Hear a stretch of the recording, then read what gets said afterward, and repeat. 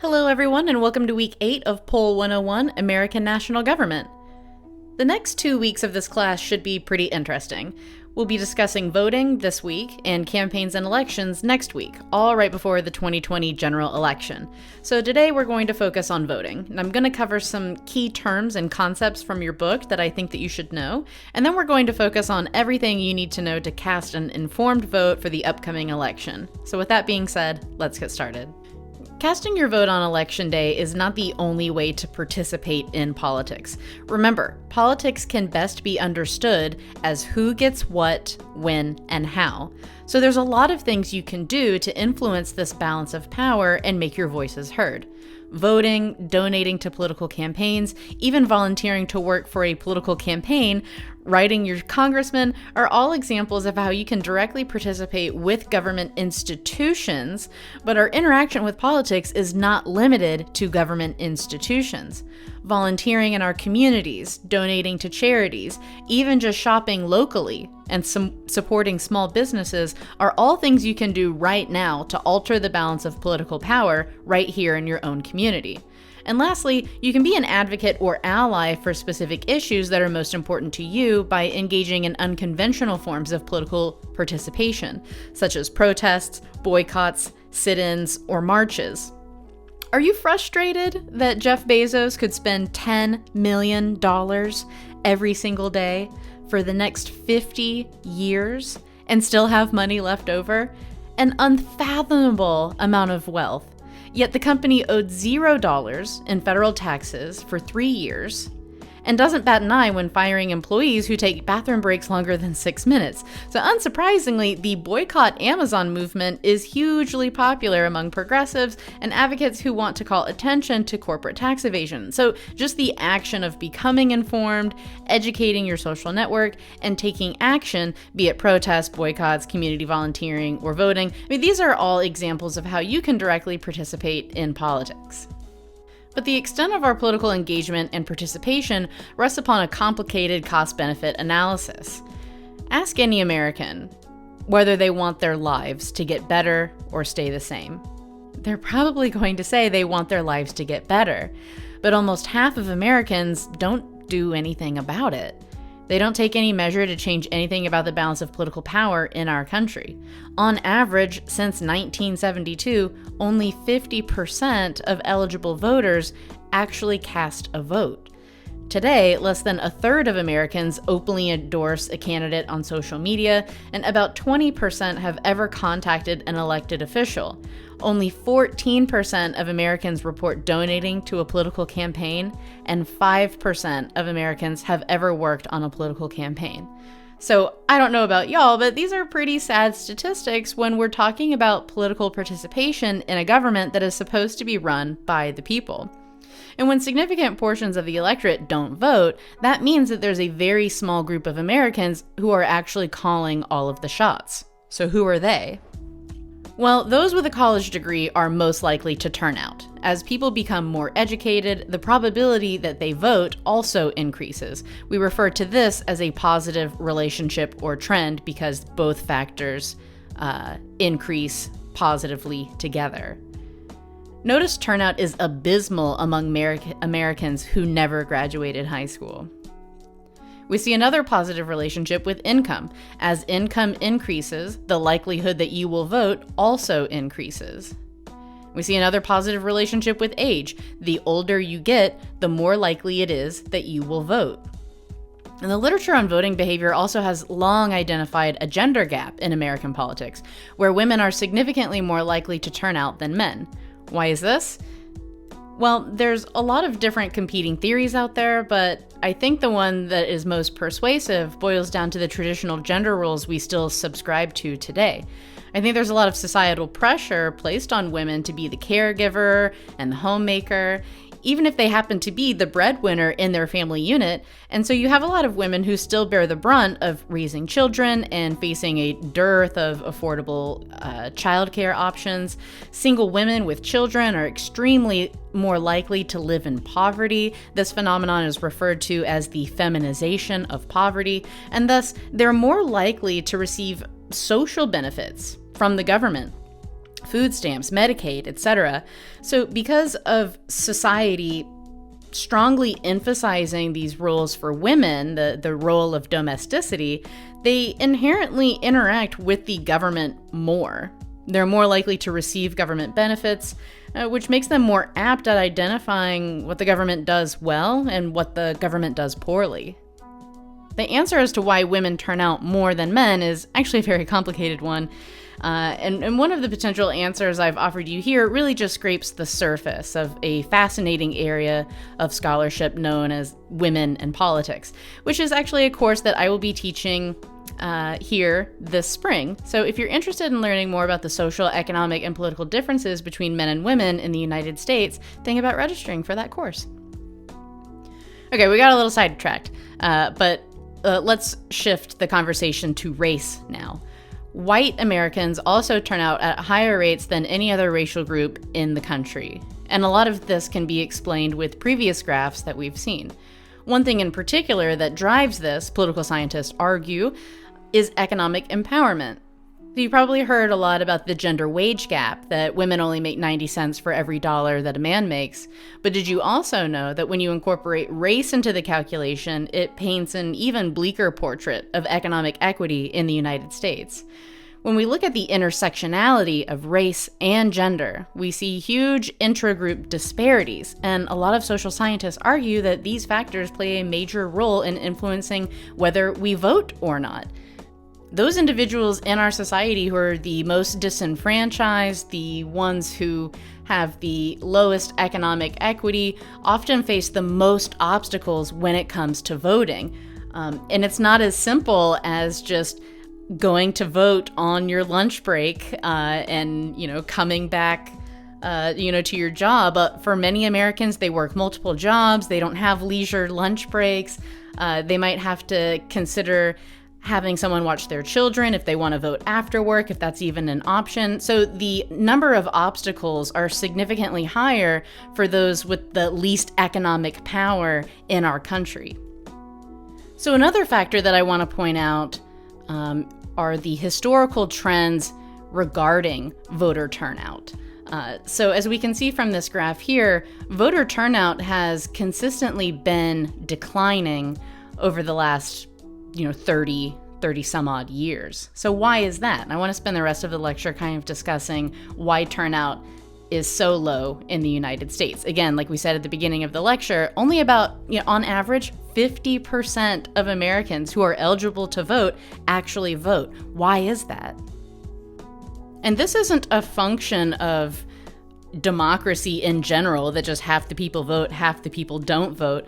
When we compare the United States to other Western industrialized democracies, we see that the turnout rate in the United States is the lowest out of Austria, Germany, the United Kingdom, and Canada.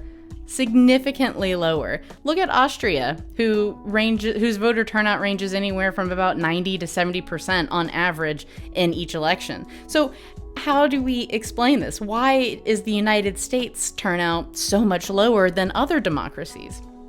Well, one reason has a lot to deal with federalism and the fact that each state has its own set of laws regulating elections, coupled with a significant increase in social mobility over the last several decades, meaning Americans move around a lot more today than they did 60 years ago.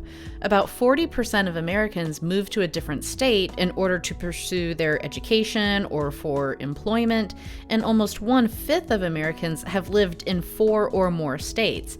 Keep in mind, each time you move to a new state, you have to re-register to vote, which can either be massively complicated, having to register months before an election, or requiring multiple types of identification, or it can be rather simple. It all depends on the state. All of this can present significant obstacles to people who want to register to vote, and it all really just boils down to a cost-benefit analysis. Either you have the time and the resources to register to vote, or you don't. A second reason has to deal with the rise of the internet. The internet allows us to instantaneously interact with people from all over the world, from the convenience of our own homes. And all of this comes at a cost.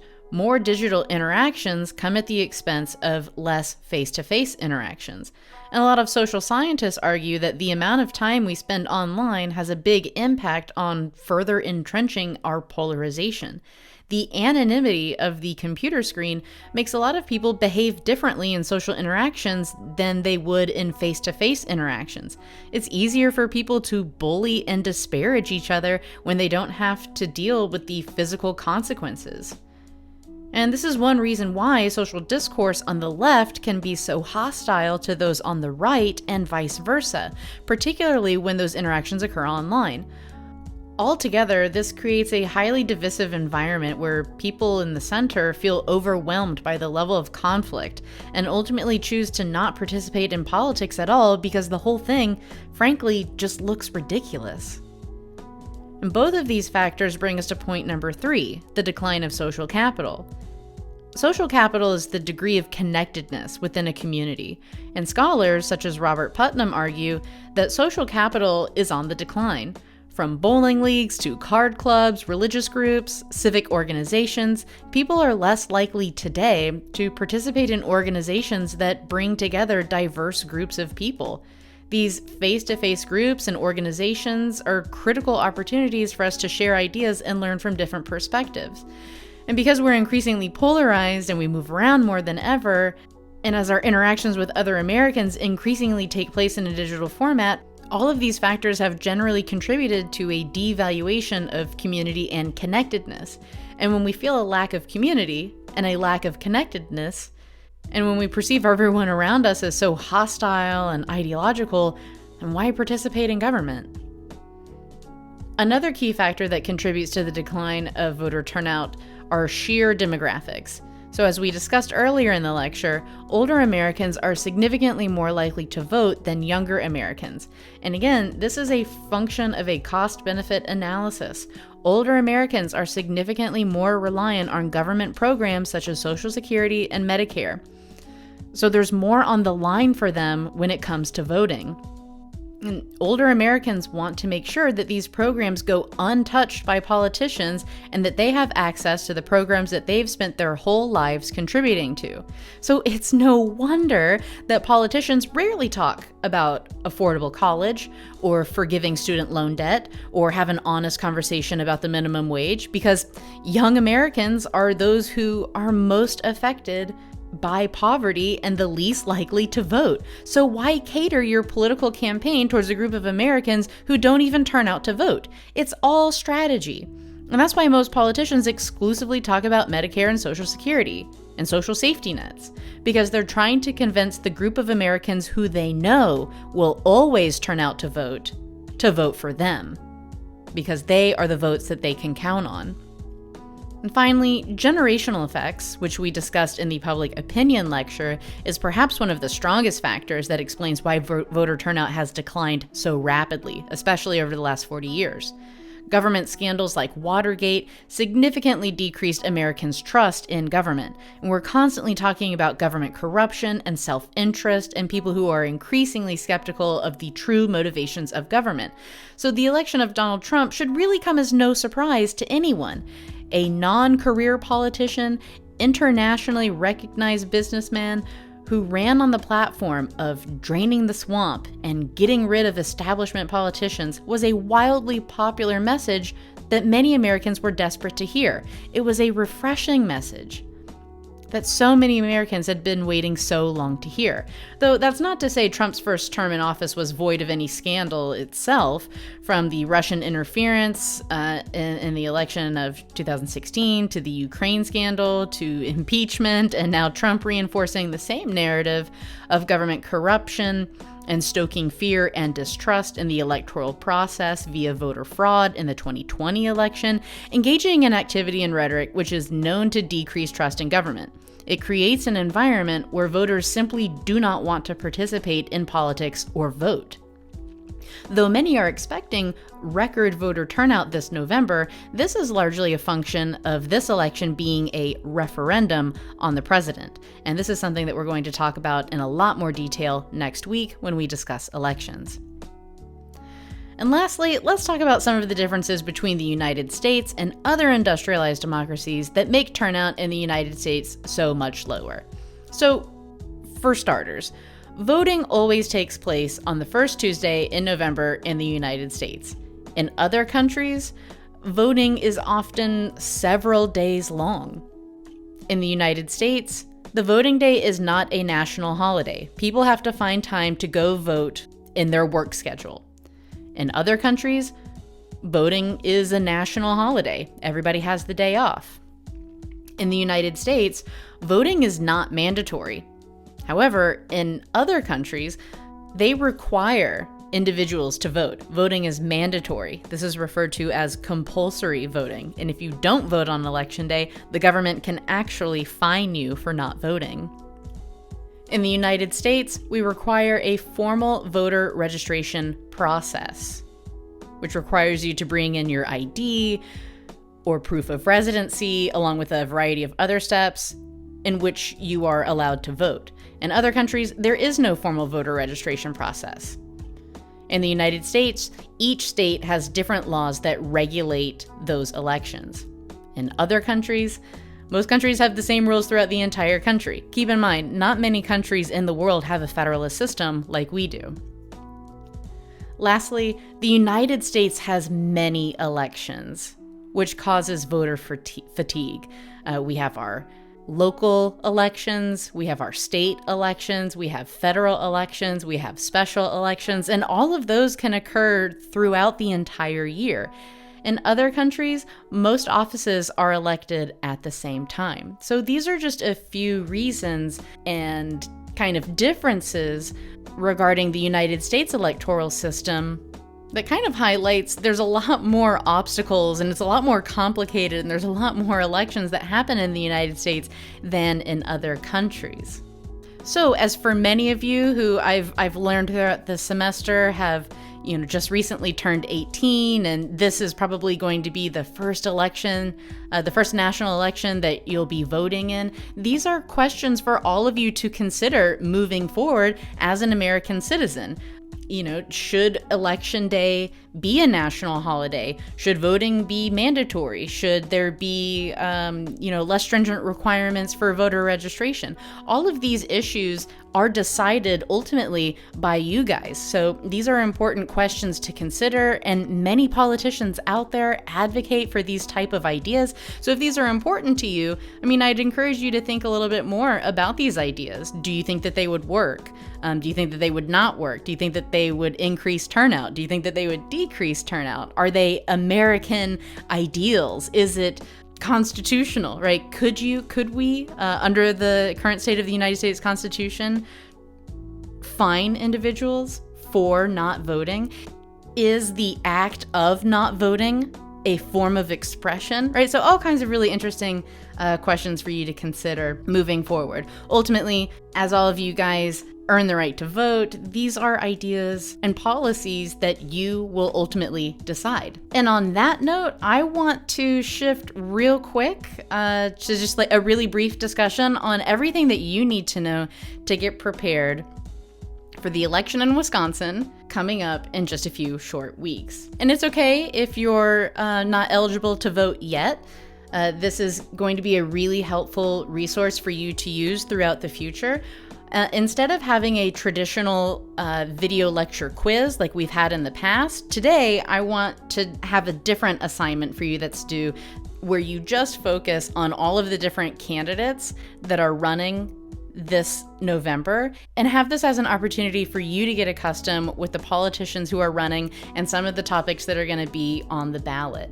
So the first thing I want you guys to do is to check out votesmart.org. This is a really awesome resource for you guys to have. You can enter your address and you can see every single politician who represents you at the national, state, and local level. You can see who those challengers are. You can even click on the names of those candidates and the politicians, and you can see which one you can see which issues they're advocating for, what their policy platforms are, and make a decision on which candidate you think should represent you. So here in this box here, you can just enter your address. So I'm just going to put in the address of the university for fun. And it'll show you all of the candidates. It will show you all of the politicians who represent you and their challengers. So obviously Donald Trump is first, our president. He represents everyone. Joe Biden is his challenger running against him. We can see all of these other challengers. We can see our candidates for the United States Senate in Wisconsin. We can see our politician and candidate for the United States House of Representatives. We can see the governor, the lieutenant governor, and then we get into all of these state level offices. So you can click on these candidates and see what they're all about and if they seem like someone you're interested in voting for. So it's a really cool resource. It has every politician on here. So what I would like you guys to do this week, instead of the weekly video lecture quiz, you're going to go through here. You're going to put in your address, and you're going to list all of the candidates. I'm going to have a list that I want you to fill in, but you're going to look and see who represents you throughout the state, across the local level, the state level, and the national level. So I think that this will be an interesting activity for you to do right before the election, so you know who the candidates are and who you need to vote for on election day. And then the last thing I'd like you to do for your weekly assignment is to go to elections.wi.gov, and I want you to go ahead and take a look at what's going to be on your ballot. Now, some people get surprised when they go to vote, especially when it's their first time voting, that they're not only voting for candidates on the ballot. Sometimes you're voting for constitutional amendments. Sometimes there's a local referenda in your community that significantly affects, it could be anything, economic policies, environmental policies, anything. And a lot of people are kind of taken aback because they didn't prepare or they didn't read a provisional ballot to see what exactly that they were going to be voting for. And there's actually a really fascinating literature in political science that shows that oftentimes these ballot measures are specifically written to be confusing and ambiguous and vague. And even sometimes the way that the ballot measure is written can be so misleading and so contrary to what the ballot measure actually stands for that people will vote yes for something that they otherwise would not have voted yes for. So I'd like you to click on this link here. I want to see what's on my ballot. And then you're going to be asked to go to my vote page. And if you're registered to vote, which you absolutely should be by now, even though in Wisconsin you can register to vote on election day. So if you have not done so yet, I'd highly encourage you to do that, and make sure you're all set to go by November 3rd. But if you're already in the system and you've already registered to vote, all you have to do is enter your street address here, your city and zip code, and then you can see what your ballot is going to look like. So I just entered my address real quick to get my sample ballot, and this is what I can expect to see when I go to vote on election day. I'll be voting for the president, my U.S. House representative, state senator, representative to the Assembly District 97, the La Crosse County District Attorney, the La Crosse County Clerk, the La Crosse County Treasurer, and the La Crosse County Register of Deeds. So these are all the people that I need to do my research on, except in these cases where, all of these are running unopposed. Or I could, I could just write in Dr. LaPlante. That sounds like a good idea. No, I don't want to be in public office. Please don't write my name in. At any rate, I highly encourage you to go check out your sample ballot. There will be a question on the weekly homework asking you if there's any ballot measures or constitutional amendments or referenda. Obviously, there will not be any constitutional amendments because that would be up to the entire state, and we do not see any of those on this provisional ballot.